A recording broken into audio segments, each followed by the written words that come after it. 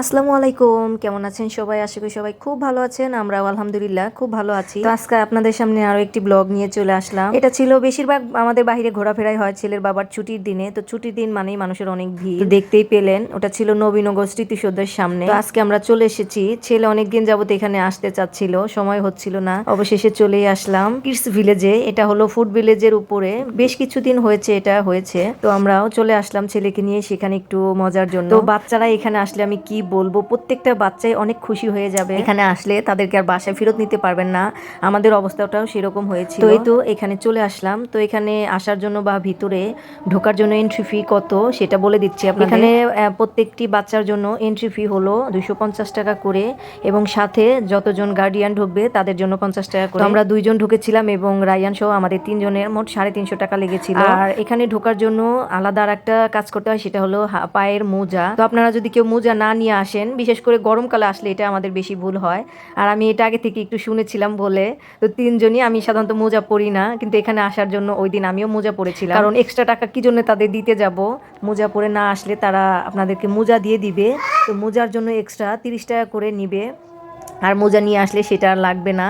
তো যাই হোক, আমরা ভিতরে ঢুকে গেছি। আমার ছেলে তো এত খেলনা দেখে খুশিতে আত্মহারা প্রায়। শুধু আমার ছেলে না, প্রত্যেকটা বাচ্চাই প্রথম যে এখানে আসবে প্রত্যেকটা বাচ্চাই খুশিতে যে কি বলবো, তাদের মুখের দিকে তাকাতে পারবেন না। তো আমার ছেলেরও অবস্থা হয়েছে এরকম। আর এখানে আসার পরে কিছু গার্ডিয়ানের সাথে কথা বলে বুঝলাম যে বাচ্চা একবার এসেছে সে শুধু একবার না, প্রায় বারবারই আসতে চায়। তো তারা অনেকেই অনেকবার এখানে আসা হয়েছে, কারণ শহরের বাচ্চাগুলো বেশিরভাগই তারা ঘরবন্দি থাকে, কারণ বাইরে খেলার মতো এখন মাঠ খুঁজে পাওয়া যায় না। যার কারণে বাবা মাও চেষ্টা করে যে ছুটির দিনে তাদেরকে একটু সময় দেওয়ার জন্য, এবং তারা যাতে একটু হাসি খুশি থাকে। মেধা বিকাশের জন্য বাচ্চাদের তো খেলার খুবই প্রয়োজন, যার কারণে সবাই চেষ্টা করে তাদেরকে একটু আনন্দ দেওয়ার জন্য। সেই জন্যই অনেকে এখানে বারবারই নিয়ে আসে বা প্রতি সপ্তাহেই একবার নিয়ে আসে। তো যাই হোক, আমার বাচ্চার তো খুব আনন্দ লেগেছে। আপনি আপনার বাচ্চাকে একটু আনন্দ দেওয়ার জন্য এখানে চলে আসতে পারেন। এটা ঠিকানা হলো পল্লী বিদ্যুৎ ফুড ভিলেজের উপরেই, এটা কিডস ভিলেজ নামে।